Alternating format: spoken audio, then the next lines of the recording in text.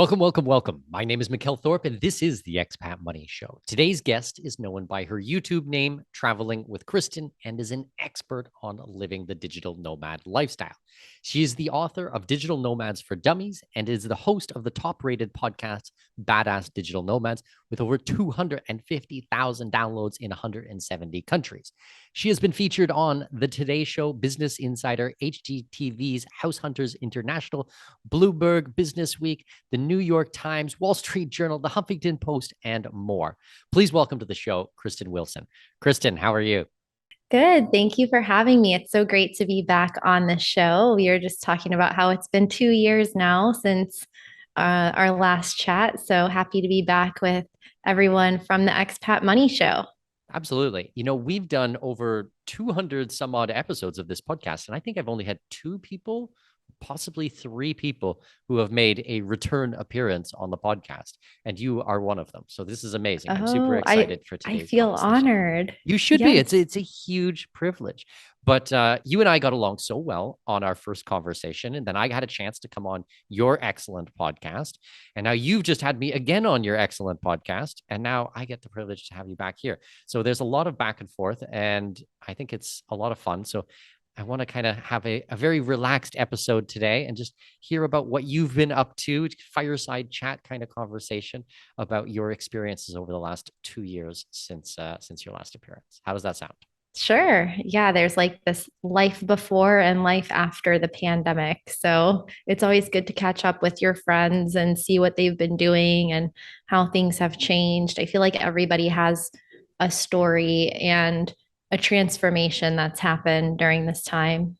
Well, absolutely. You know, especially, I mean, there's everybody in the world has gone through a transformation. Everybody's life is completely different. But as expats and digital nomads, I mean, it's really changed the landscape of what we're able to do and where we're able to go and everything. So I guess I'm kind of curious. It doesn't have to be in chronological order, but where are you? Where have you been? What has your travel looked like over the last 2 years? My travel came to a screeching halt, and it was the break from travel that I didn't really know that I needed. I've been traveling or living abroad my entire adult life since I was 20 years old. And so it was the first time that I wasn't planning my year or my life based on months and destinations and countries. I was just existing in one place. And that place is Miami, Florida. And that's where I am today in a little town called Coconut Grove. I spent the first few months of lockdown in North Miami, where I was subletting from a friend, had a nice little apartment right on the canal. So, very idyllic days in lockdown. So, I feel really grateful for that, where I would basically just go paddleboarding behind my house or eat lunch outside on the patio, jump in my neighbor's boats, socially distanced, of course. And that was just kind of a really slow period as far as travel, but it was also a very productive and a period with a lot on my to-do list as far as online business and just making sense of what was going on in the world and trying to help people. So publishing videos, doing live streams, writing articles on Medium, just trying to process everything and contribute what I could to the conversation. And then since then, when it became clear that the pandemic wasn't going to be over in 2 weeks or 2 months, I decided to rent a place long term for a year in Miami because it was actually one of the most open places, free and liberated places on the planet. And I can't really think of anywhere else where it would have been better to spend the pandemic because we had just so much freedom to do whatever we wanted. And like restaurants were open, bars and clubs were open. I mean, at first I was scared to go in, but I remember the first time going into a crowded club and it was like right when the vaccine came out and I just didn't feel comfortable yet. But yeah, life kind of went on as normal here. And so when I looked at the global landscape, I decided that it made more sense for me to be here and wait out the pandemic than to be out there traveling. Like I felt like it just it was better for everyone. It was better for me. It was better for my clients. It was better for my audience, my YouTube subscribers, for me to be in one place and just trying to help everyone else going through that transition rather than just being out there like traveling and having fun. Like it almost didn't feel right to be traveling for health reasons and I don't know, for a lot of different reasons. So I've been in Miami this whole time, and it's given me the opportunity to get some real work done in writing my first book, Digital Nomads for Dummies, creating some courses and products for people and working with my clients one-on-one and just getting healthy, like getting in a routine,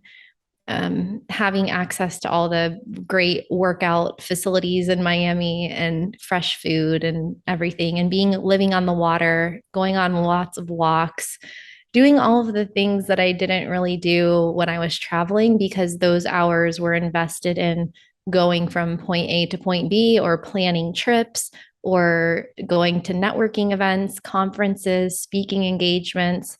So I think a lot of us realized how much was on our plates before the pandemic and the things that we were able to cut out, whether that was commuting or traveling or things just gave us a chance to have more perspective and then moving forward to be like more intentional and thoughtful about what we let into our lives and how thin we spread ourselves across different projects and responsibilities.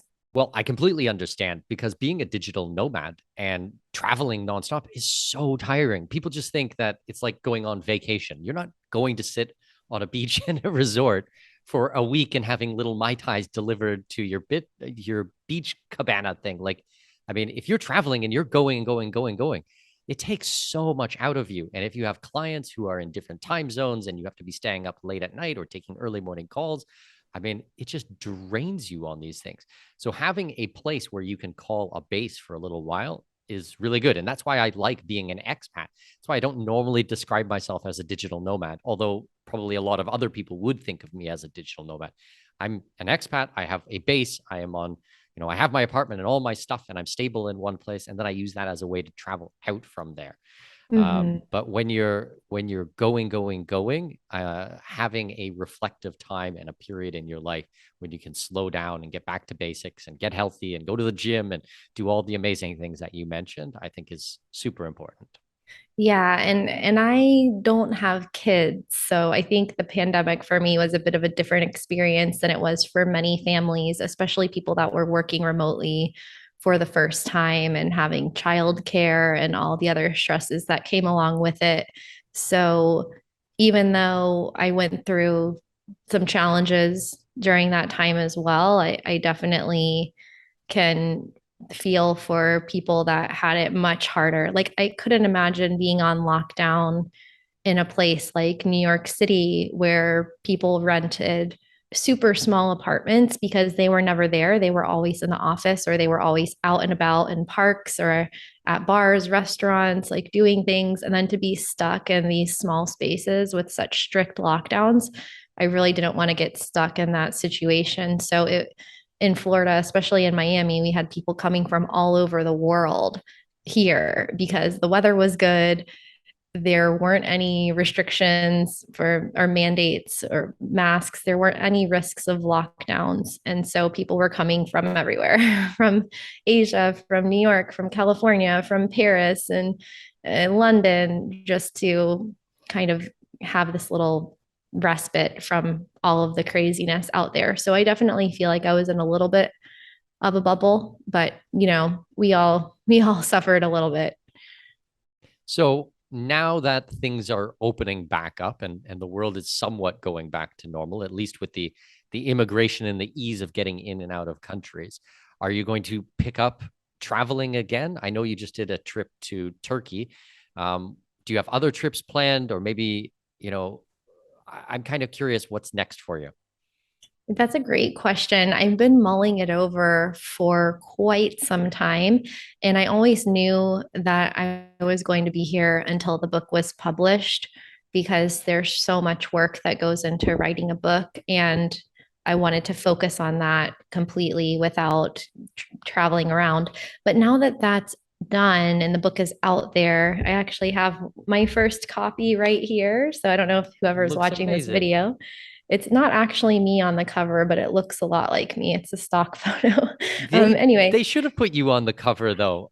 I know. I don't know why they didn't. It makes sense because the girl looks just like me. But Exactly. anyway, I don't know. Maybe for the next one. But yeah, so I've been kind of thinking over what would be the next move. I definitely have a new connection with people who have been living a traditional lifestyle for a really long time, for decades in many cases, because after a couple years and buying furniture and getting settled in one place, like this inertia sets in. And I feel like I've been a victim of that as much as anyone else, that you kind of get into your comfort zone, you get into your daily routine, and I've gone on a few trips to Canada and California and Istanbul, but I haven't been nomadic. And so right now I'm weighing the decision of keeping a home base versus going nomadic completely again. And what I've liked to do in the past is have home base for 6 months or 3 months, 6 months, a year, and then go to another place and do that again.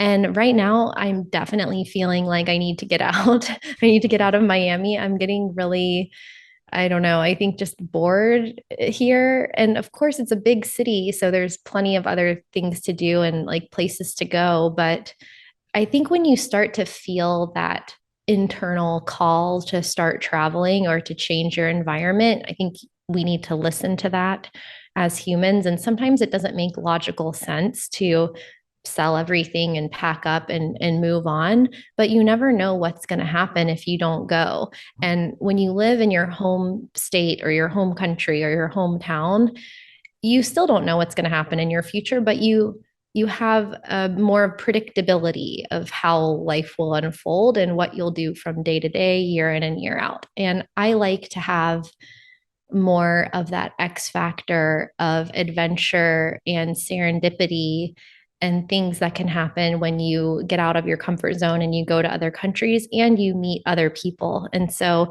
even though I'm super comfortable here and people in Miami would think that I'm absolutely crazy for giving up my apartment, which is a really nice loft for a very, really good price at this time, that it could probably rent for double or triple of what I've rented it for, that still is not enough to keep me somewhere because I've had lots of cool houses and cool accommodations all over the world. And every time I moved on, when I felt like it was time to move on, it was always the right decision.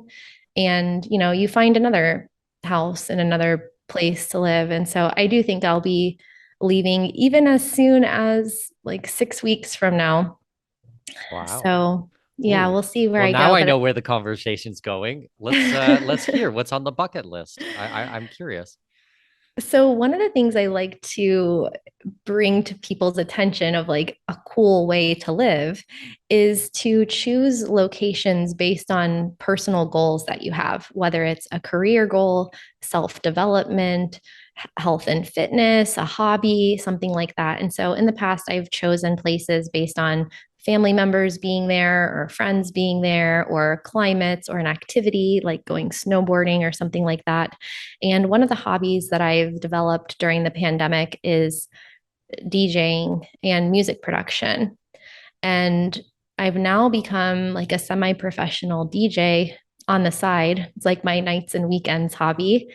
And so I'm really interested in going back to Europe, which is really a very significant place for electronic music. Like house music came from Chicago, techno came from Detroit, but the European arena and like the festival scene and that the culture in Europe has really taken electronic music and run with it in their own place. And so I think it would be really cool to go to Romania, where my grandfather is from.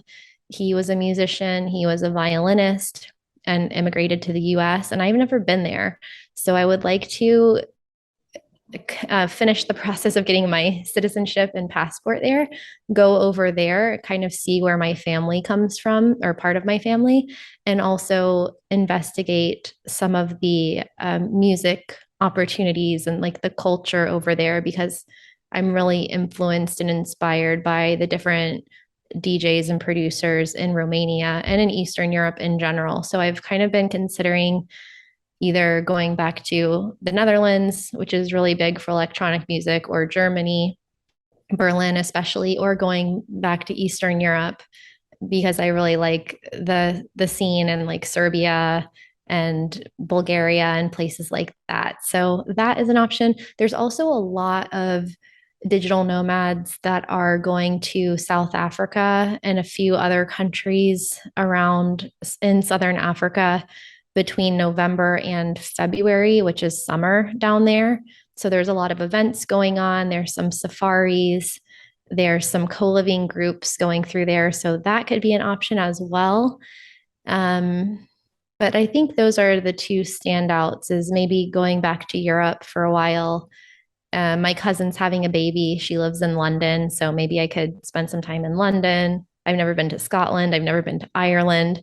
And it's my favorite time to go to Europe because the fall and the winter is when all of the tourists leave. So even though the weather is not as good, it's a good time to be there. And I could even go to the Mediterranean during the winter, which wouldn't be that bad, like Portugal or something like that. Go back to Spain. So it's kind of a a tension between picking places I've never been before and also going back to some of my favorite countries that I haven't been to in years. Like, I really love the south of France. I really like Spain. I like the Netherlands. Yeah. So I don't know. I haven't decided yet. Well, 6 weeks will come up very, very soon. But there's so many things there to unpack and so many things that we can discuss.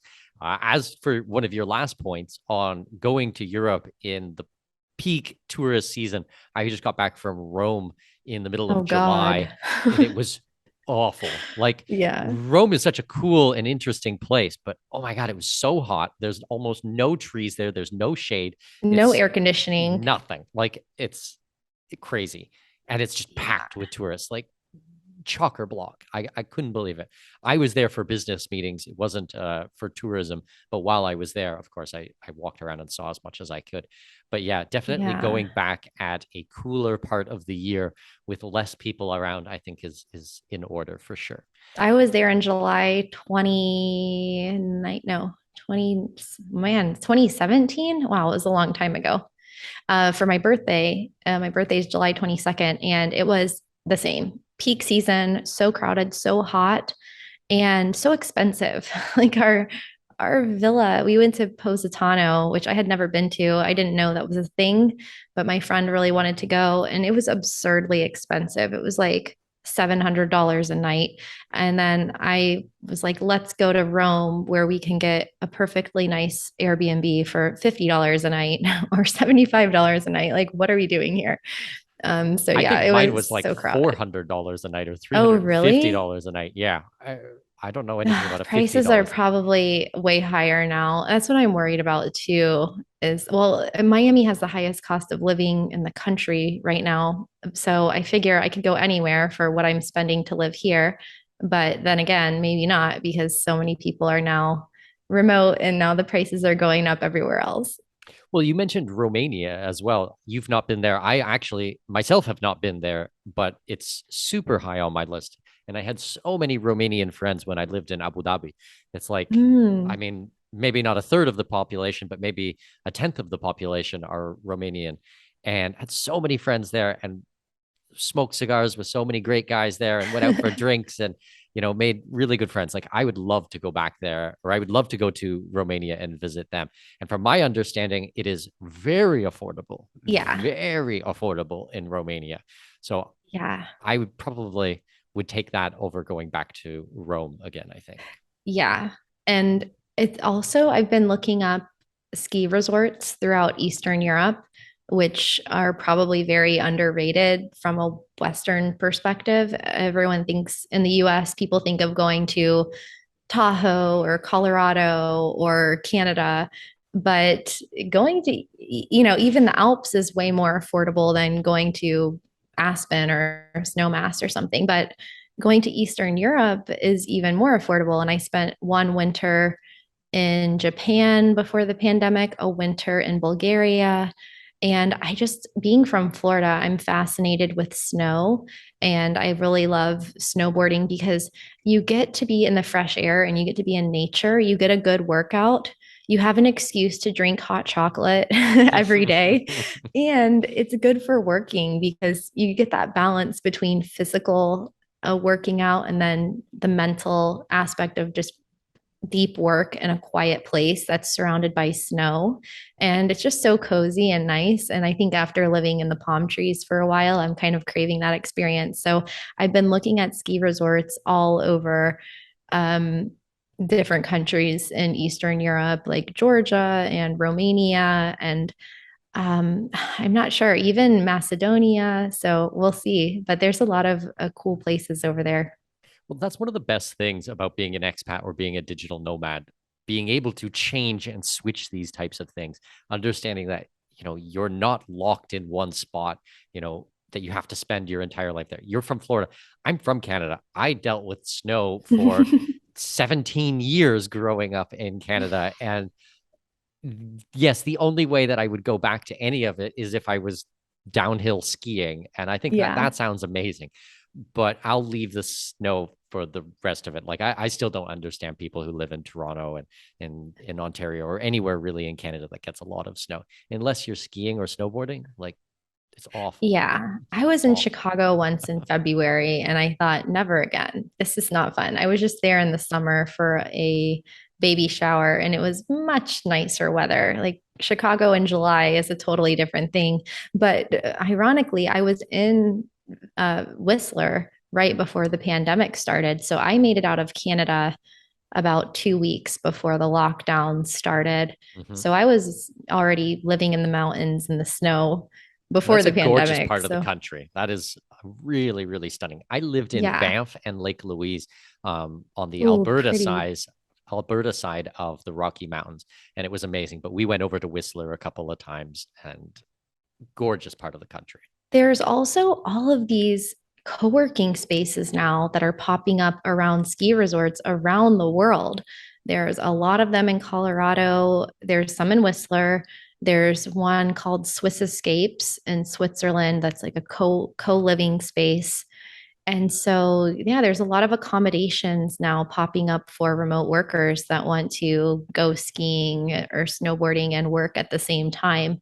So that's also an option as well. But I really encourage people, whether you want to learn how to surf or learn about art in Italy, it's kind of like making your own college like academic journey, but as an adult. So, in university or in high school, we have our general education classes, and maybe you have some language classes, maybe you have like an art class or something like that.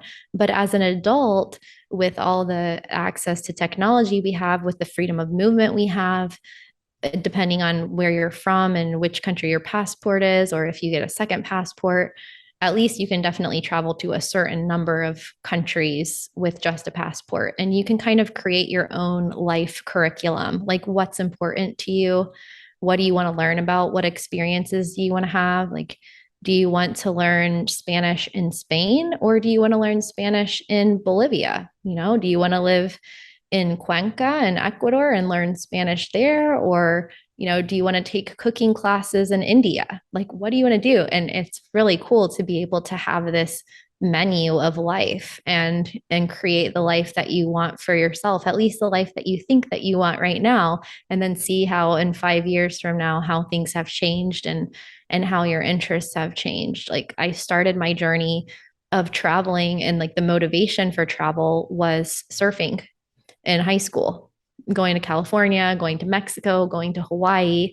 I don't really surf anymore, but I still love traveling, but I like doing different things when I travel. So I surfed a lot when I lived in Costa Rica.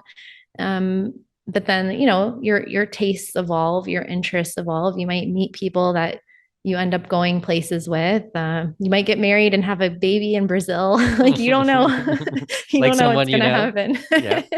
Well, I mean, what you really just described is world schooling. I mean, that's what we're Yeah. doing with our kids, but you're doing it with yourself.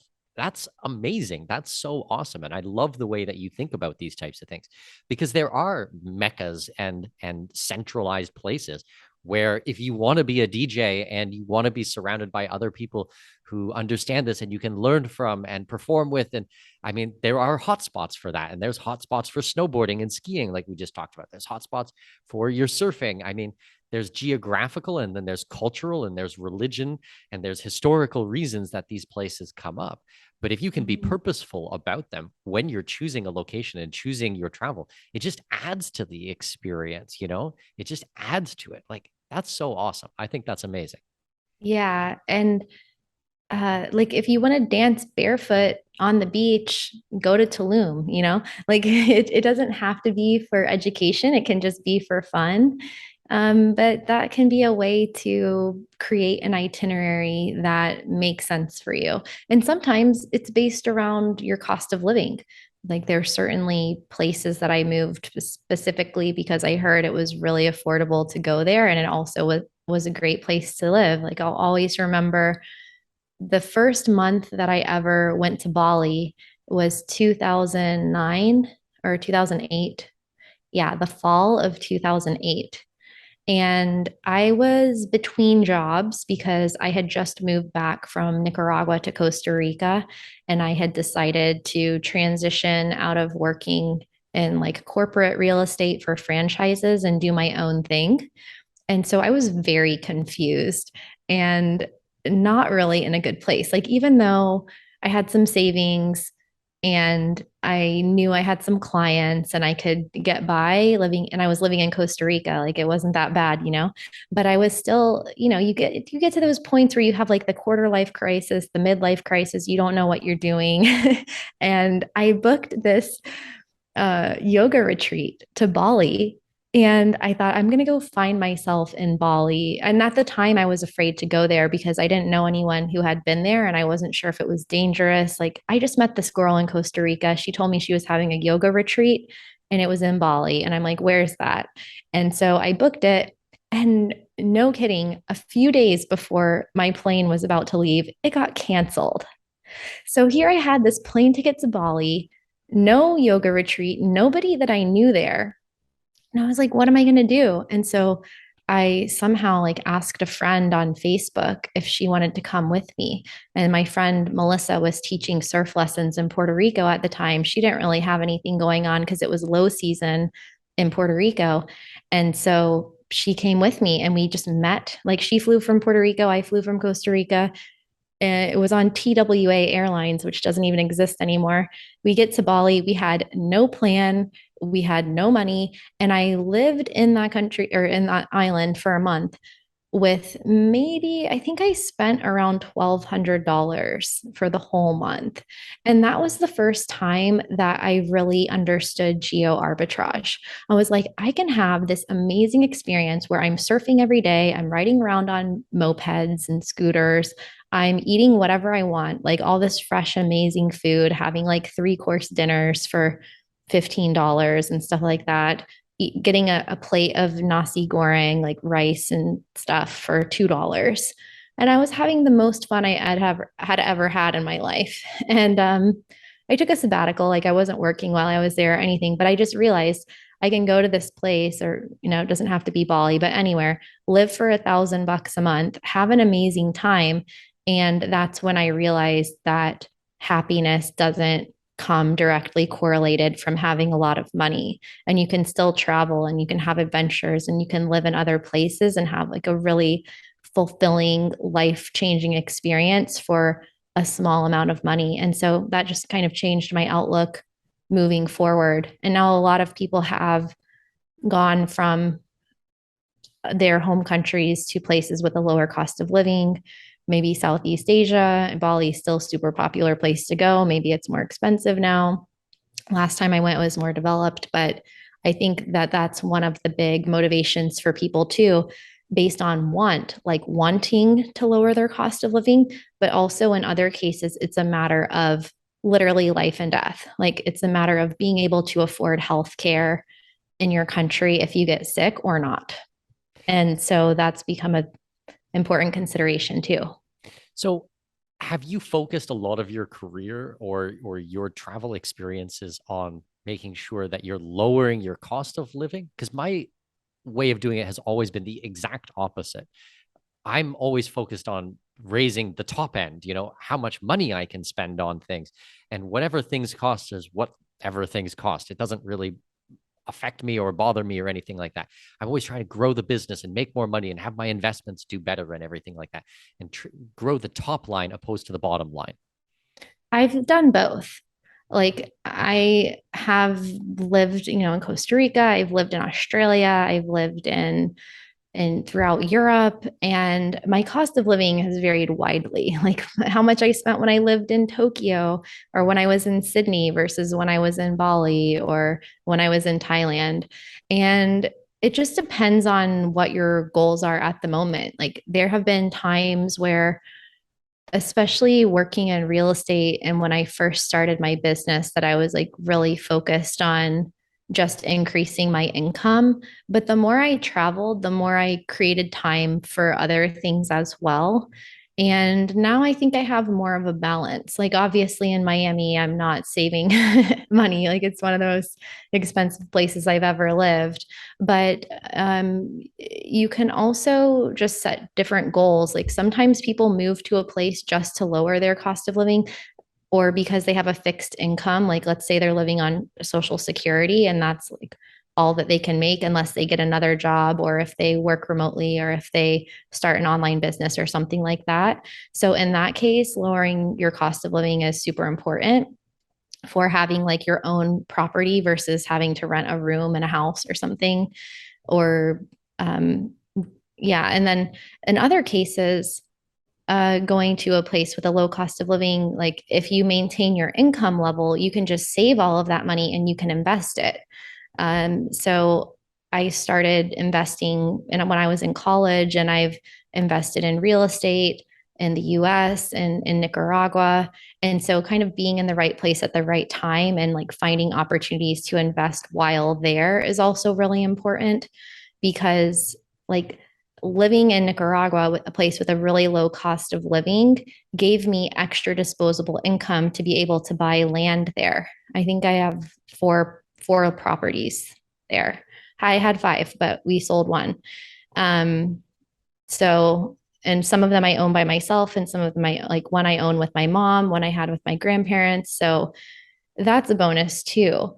But then I've also known people that they felt like there was somehow a correlation between where they lived and how much they earned because partially you're a product of your environment. So let's say you move to Dubai, which you have lived in, I haven't lived in, but just using that as an example, if you're surrounded by like glitz and glamour and wealth, then you're just subconsciously going to raise your expectations of yourself and your standard of living.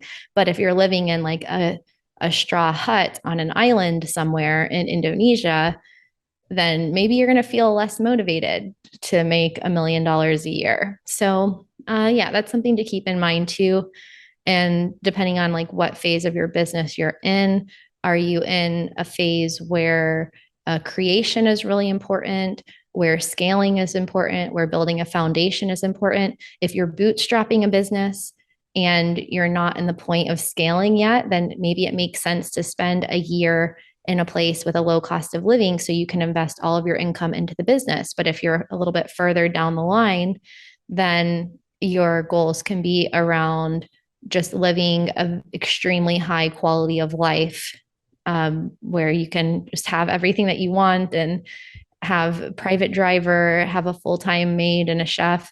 And that is going to cost you a lot less if you live in Panama versus if you live in Toronto or Vancouver.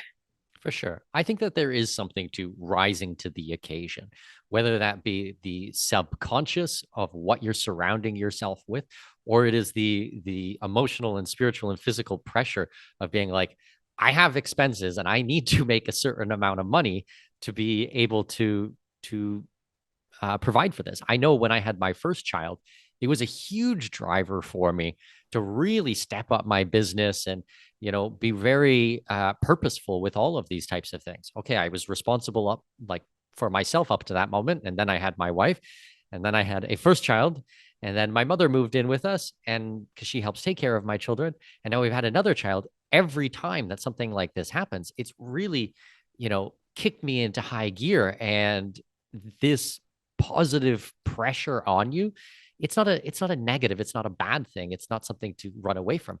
It's actually a fantastic stressor because it's responsibility. When you have extra responsibility there, you perform better. Like, that's my experience. Now, as you said, in the what I heard was really the value of living in a country, the value you're going to get for your money, like having a chef, like having a nanny or a maid, or having a driver, or having a gardener, or all these types of things. Those just become attainable very, very quickly when you live in a country that has a lower cost of living. And with this, you can be more productive with your time. You can grow things faster. You can offload things that maybe you really don't want to do. Like, I haven't cleaned a toilet in so many years. Like, I will happily go the rest of my life without ever cleaning a toilet, Yeah. with without shoveling snow, without raking leaves. Like, if I don't have to do these types of things, cleaning the pool. I remember growing up and having to clean the pool every week. I hated that. I just like, I don't want to do anything like that. I'd rather pay someone else to do it. And it's so easy Yeah. when you live in a country with a lower cost of living, and not trying to hoard every dollar, being open and free and abundant with it. But what it does is it opens up time for you. And Hmm. with more time, you can also get a lot more done and be in a better mental state when you do it.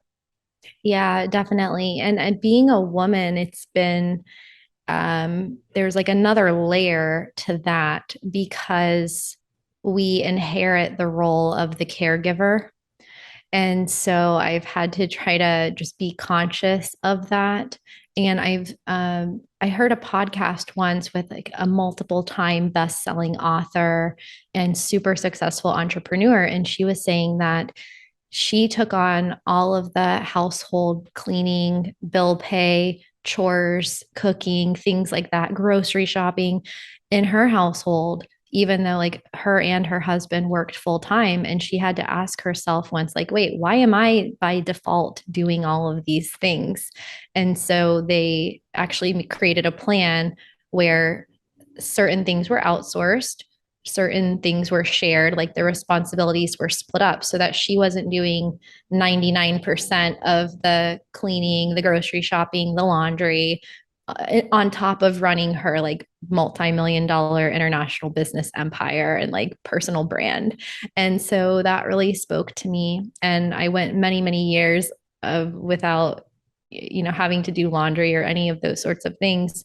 And so I've been cognizant about that in the United States. But whereas it would cost me $20 a day to have a maid in Costa Rica, it might cost me $60 to drop off a load or two of laundry at the wash dry fold place in Miami. And so there's definitely like a cost difference. And so that's something that I've been cognizant of. But some of my friends in California once said I was having dinner at the entrepreneur house in San Diego, and this was before the pandemic. And I have family and friends in California, but I had never considered living there because the cost of living was really high. The state taxes are really high. And coming from Florida, like a tax-free state, I was like, why would I ever move to California, like specifically to triple my cost of living, even though I have friends and family there? And I was living, I don't know, in all different countries at the time. I was like, I'd rather be a digital nomad and just travel wherever I want than have, a really expensive rent in California and spend 2 or 3 hours a day sitting in my car on the interstate, like on the five. And these guys at the entrepreneur house, they're like, well, why don't you just move here and make more money? Like their mindset was a little bit different. Like I saw all of the problems of living in California versus the lifestyle that I had that I enjoyed already. and they weren't digital nomads. They were maybe from San Francisco, moved to San Diego. For them, geo arbitrage was going from San Francisco to San Diego, not from San Diego to like Vietnam or something. And they had never lived out of the country. Like maybe they traveled and stuff. And so their perspective was like, if you like California, just come to California and then make 5 times more money so you can keep your cost of living or you can keep your standard of living. And I was like, huh, that's interesting. Like, I mean, even though everyone, I would like to 5x or 10x my income forever, like, and keep earning more every year for the rest of my life, I never thought of specifically moving to New York or San Francisco or a place that's one of the most expensive cities in the world on purpose just to challenge myself to 10x my income that year. And so that also was something I didn't decide to do it because I just didn't really care to live in California. But you can also decide to 10x your income living anywhere. But yeah, there's definitely different ways to approach this. And I don't really know what the ideal I think decision it's a is. I think it combination of depends. a couple of different things. I don't think it Yeah. has to be all on one side or all on the other side, but looking at how you function in different environments and what you see, and going back to what we said, the subconscious drivers, I think is important. But being in a country with good value for your dollars, I think is also a very, very important part. Now, you also mentioned about roles and responsibilities of men and women. My wife is a stay-at-home mother. She doesn't work. We still have a maid and a nanny and all of these types of things as well. And I think it's fantastic to be in an opportunity where I can have my wife stay at home, which is what she chooses to do. She wants to do this right from the beginning when we got married. Um, but not be pressured to take on all responsibilities for the house. We're in a good position where we can, have people that are going to help us, which then reduces her stress levels or the burden on her back. She gets to be spending more time with our children, and we homeschool our kids as well. So that's a whole ton of responsibility that she has, so having conversations about these things and balancing them out and being in a country which will allow you to do it, as your example of $20 a day for a full-time maid or $60 just to do a load of laundry. I mean, that's a very big difference. That's a Yeah. very big difference. So Yeah. being purposeful about these things, I think, is worthwhile looking at as an expat or digital nomad. And these are things that everyone should think about, and no one is excluded from these types of life decisions. Just before we started talking today, a few hours ago, I was reading about Serena Williams and her last tennis match at the US Open. And she was quoted as saying something along the lines of deciding to retire from tennis because she wanted to focus on being a mom and maybe having another child. And she just said, women have a different decision making matrix for these sorts of things. And maybe if she had never gotten pregnant and had her daughter, maybe she would still be hyper competitive in tennis and still competing for another 10 years. But life happened and now she's going in a different direction. And so there's plenty of moms that do both, that work full time, and sometimes they're single moms, but there's also a trade-off there. And even Serena Williams, who's married to Alexis Ohanian, like the founder of Reddit, like I'm sure they don't I don't know. Is he a billionaire? Like, I think they have enough money between the two of them to hire a nanny, but even that, like, to still have pretty much unlimited funds to draw on to make life easier, and then to still decide to step away from her full-time career of tennis to focus on being a mom. That was really significant for me to read. Yeah, that's super interesting because I think that at that level, it's not really coming down to can you afford it or can you not afford it. It's really coming down to the time. It's how she's going to choose to spend her time and what her priorities are. I mean, you don't want to miss certain things in your child's life. Like once they're gone, they're gone. Um, I try to be as present as I possibly can. That's why I work from home. That's why I take my kids with me on lots of trips. Not every trip, but on a lot of them. I try to keep them with me. I try to be there for all the big events. But yeah, it's not easy to balance.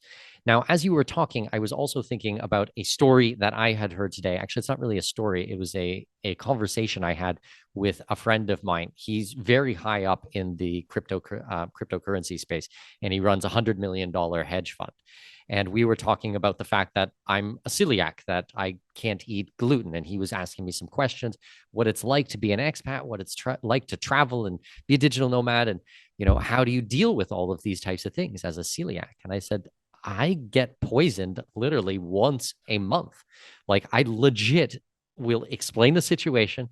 The people say they understand, and I will still end up eating something that just floors me the entire next day. And he said, don't worry, crypto will solve this problem for you. Crypto will solve the problem. And I was like, oh, I'm very curious. Okay, how is this going to solve it?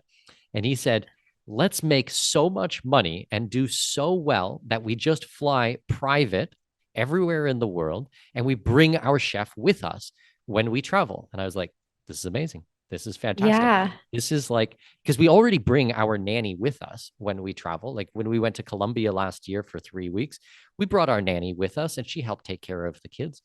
I mean, the world has lots of money in it. If you're providing value and you're helping people and it's an honest exchange, there's no reason that you can't get to a level where you bring your own chef that is going to be able to prepare for you so I don't get sick. And then he was talking about the opportunity cost. And he's right.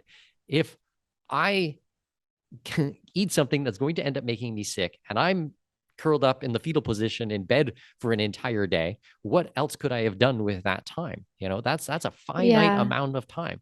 But if it costs me thousands of dollars to bring a chef in and prepare my food and look at these types of things, and I don't get sick, what can I do for my business? How can I help more people? How can I grow all these types of things? How can I produce more content? Or, there is a trade-off on all of these Mm-hmm. types of things. And I'm not trying to sound like a lush here and just being like, oh, it's fine. I just bring my private chef everywhere I fly.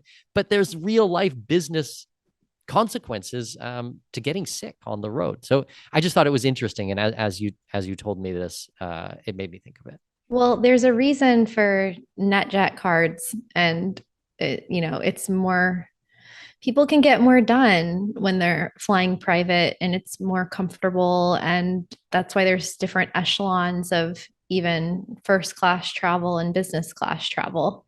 So I think that, that when you ask yourself, like, what if I could do this? And you're just curious about it.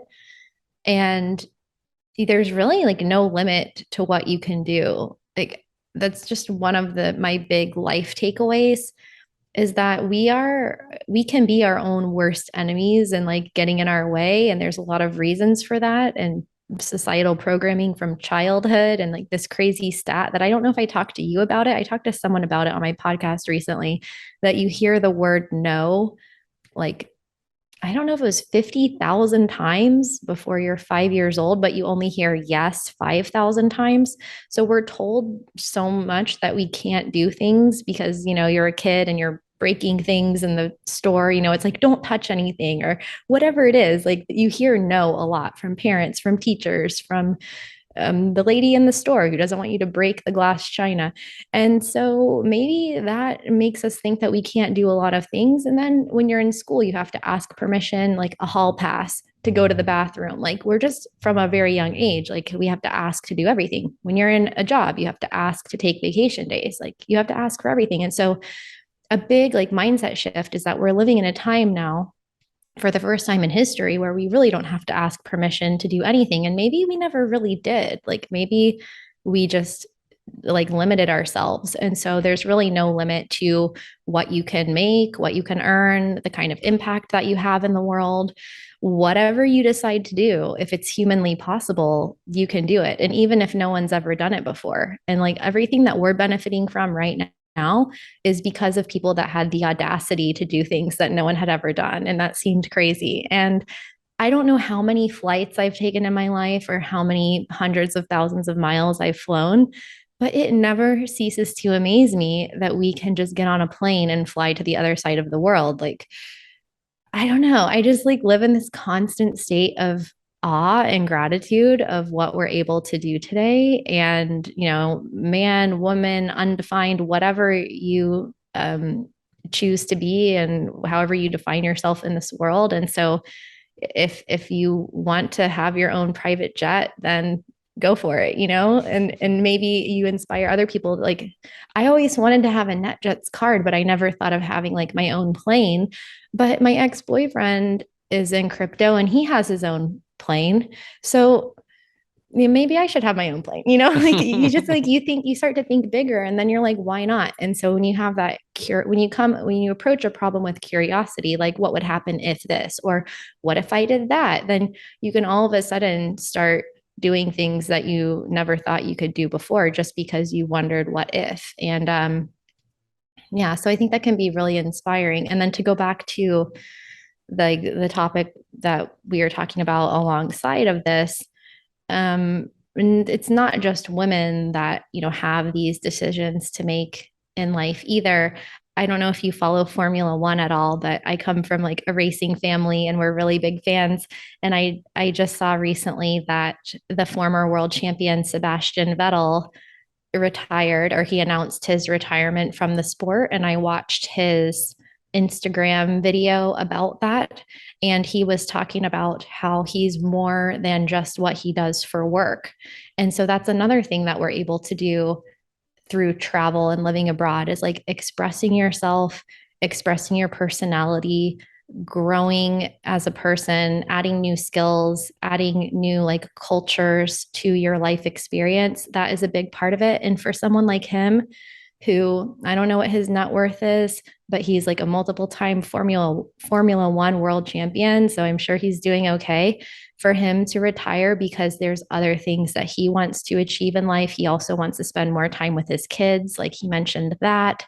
He mentioned other things that like from his personal life that he likes to do. And so I think that's also something significant for people to think about as they enter into different phases of their lives, like leaving a sporting career or a sport that you used to do, leaving a job that you used to do, going down a new path. It's going to be something that you've never done before, but you've always never done something before you did it the first time. Like everything you've ever done in life was once the first time. And so that's something that that beginner's mind is something that I think comes, like you get face to face with it when you travel and when you go to new countries, because you feel like a beginner all the time. You feel like a little kid who can't speak the language. You feel like, yeah, somebody who doesn't know where anything is or how anything works. And so you just kind of, it's like a humility that comes, but also like a sense of empowerment and a sense of confidence and a sense of independence, like superhero powers in a way,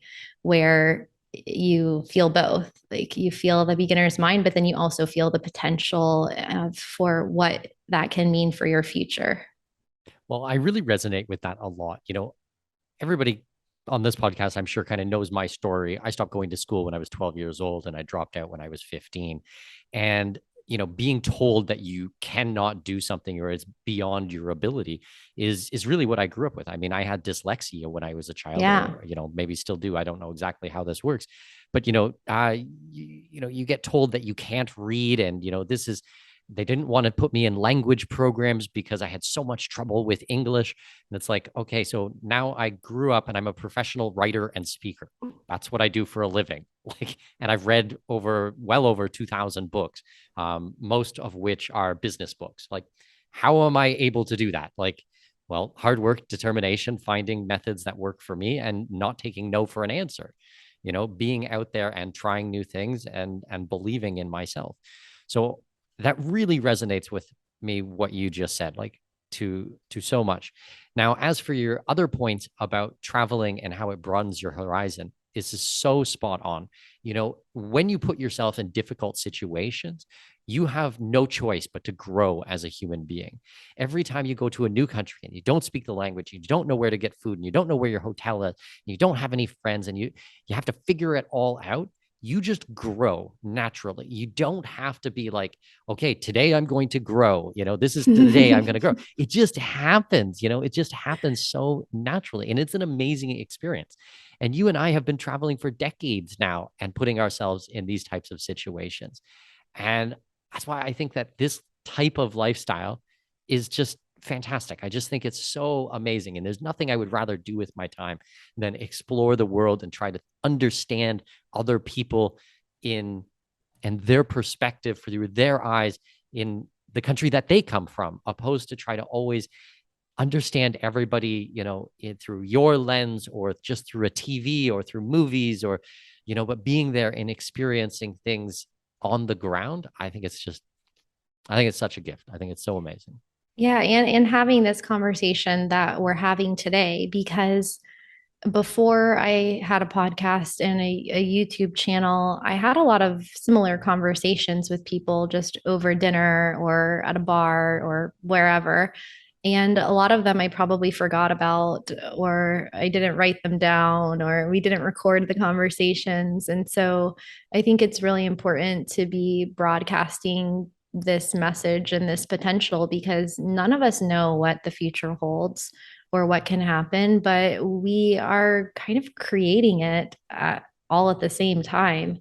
And so it just can be a wake up call for people that, when you don't have to ask permission from anyone, and when there's no limits on what you can do for work or how many income streams you can have or how much money you can make or where you can live, then what can you do? And just ask yourself that. And of course there can be some restrictions, like maybe you can only stay in a country for so many days, or you need to apply for residency or things like that. But like, come on, guys. I mean, even compared to 100 years ago or 50 years ago, like, we just have like an astronomical amount of freedom right now. And I'm going to be shouting this off the rooftops until the day I die, because it's been a few like million years that some form of humans or our ancestors have been roaming around on the planet. And it's been 10 years, 20 years, maybe, that this type of freedom has been able to open up. So I just think people, like, we need to wake up sooner than later, because in another 10 or 20 years from now or 50 years from now, this could be all like very common for everyone. Like, what if there's no borders? There's going to be a global passport soon. Like, what if everyone could go everywhere? It wouldn't matter. You wouldn't have to apply for a visa, whatever, global currencies, cryptocurrencies. Like, this is not that far off, where we just go back to Pangea, where the world is one country. And then like, I feel like people would be kicking themselves if they're like, oh man, I could have been an early adopter of the lifestyle of the future, but I just wasn't sure. So I waited too long. And so, Well, the yeah, problem just with think of that. waiting as well is that we don't know how much time we have on planet Earth. As far as anyone can convince me, we have we have no idea how long we're going to be here. So it's like, No. go out there and enjoy your life and do the things that you want to do. If you want to be a digital nomad, if you want to be an expat, if you want to travel and live overseas and explore all these places, then it's like, go, like, do it Go. now. Like, the opportunities are there. It is possible. You have the resources. When you started traveling, when I started traveling, we didn't have a lot of these resources. My podcast didn't exist. Your podcast didn't exist. I don't even think podcasting in general existed, let alone like super hyper niched topics on these things. Like, when I first started traveling in 2000, I had heard, or I think my father had heard about one of his friends' kid who had gone to Europe for 3 months, and she was back in Canada working at a restaurant. So we drove across town for like 45 minutes. And when she was on her 15-minute coffee break, I asked her a bunch of questions about what it was like to go and travel in Europe. Like, that's how I got my information when I started this. And now it's like Yeah. all these resources, your amazing YouTube channel, the podcasts, the blogs, the book that you're putting out right now. I mean, like, if you guys are interested in these things, then you just need to have the courage and just go for it. I mean, Yeah, I used really. to learn about things in the encyclopedia, and my parents and I would go to the grocery store, and a new volume of the encyclopedia came out every week or every month. I don't remember what the frequency was, but I wanted every single one. It was from A to Z, you know? And that was how I got my information before the internet was books and encyclopedias. And so sometimes with social media and the news and everything and all the stuff that goes on, the wars, the politics, the like just gossip and I don't know, like tabloid kind of stuff. It's like we tend to lose sight of the magical time that we're living in. And a lot of the mainstream headlines are all about problems and negativity. And you don't see anyone on CNN or Fox or whatever being like, hey guys, guess what? It's 2022, and here's a list of all of the cool things about this year and the technology we have and the things that you can do today. Like nobody draws attention to that. And so people just get wrapped up into these like Facebook arguments and stuff like that. When what they should really also do, in addition to arguing on Facebook, like maybe they shouldn't argue on Facebook at all, but just reflecting on the ability to argue with someone in another country from your cell phone is pretty cool. Like, so, So put down your before, cell phone and then go and argue with them in person. yeah, like before, if you wanted to argue with someone, it had to be face to face. And if you wanted to send them a letter, maybe there wasn't even a mail system yet. You had to like send your message with a raven or a horse, someone on a horse and True, deliver true. it. And then 6 months later, get a response. Like I was reading this book. Um, I don't know, I can't remember. Oh, 2 years before the mast. And it's about one of the first settlers from the Northeast, from Boston, to go to California. So this was before the Panama Canal, which I'm sure you've been to. Hmm. And he I'm writes, looking at the Panama Canal. I can look out my oh, window and see the Panama that Canal. is so cool. Yeah. So I'll also send you this book, 2 years before the mast. I think one of my subscribers recommended it to me, and he wrote one of the first accounts of California before more settlers got there and before people really came across North America to get there. So it was pretty much anyone, natives that had been living there for many, many years.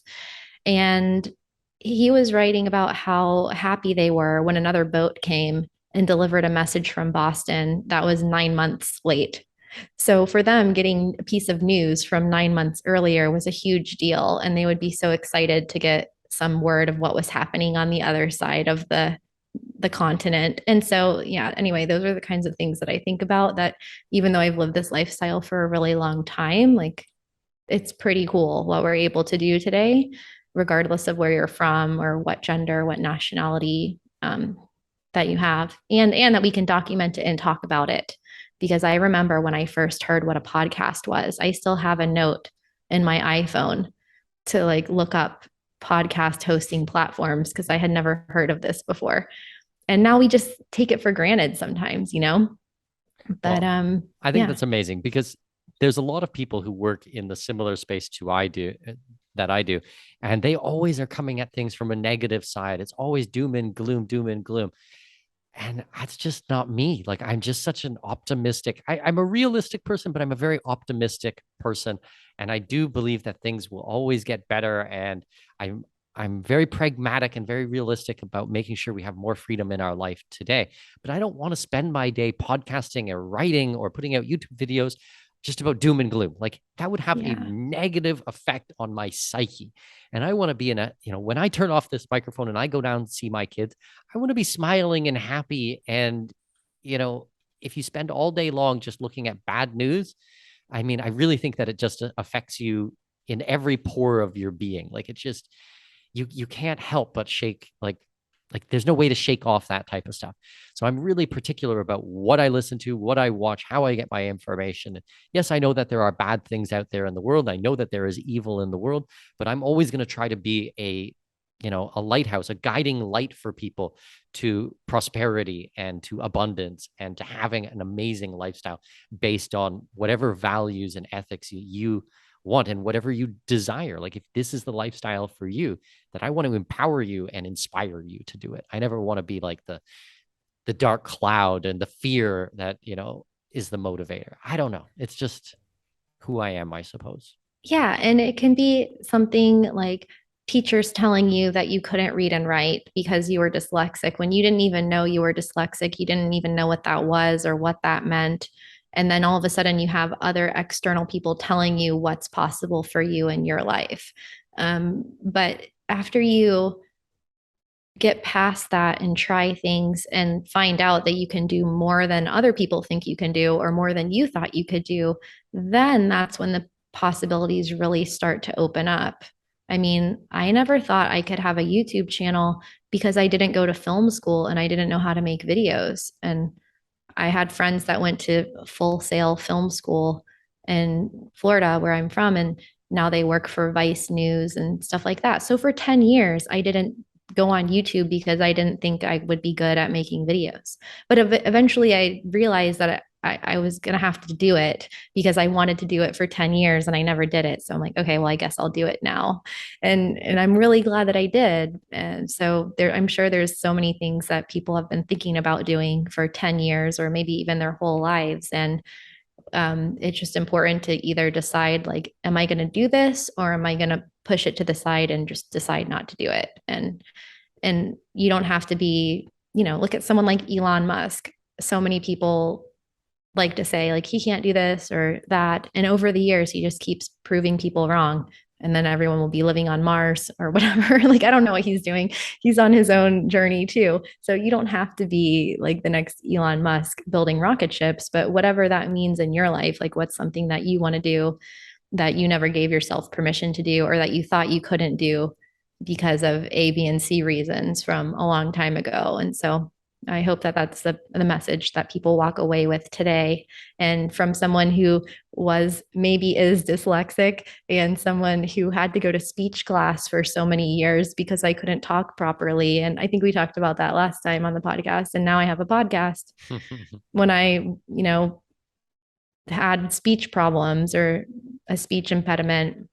Well, that's amazing because I'm not sure if we talked about it last time on the podcast, or maybe it was on your podcast, or maybe in private conversations. I'm not sure.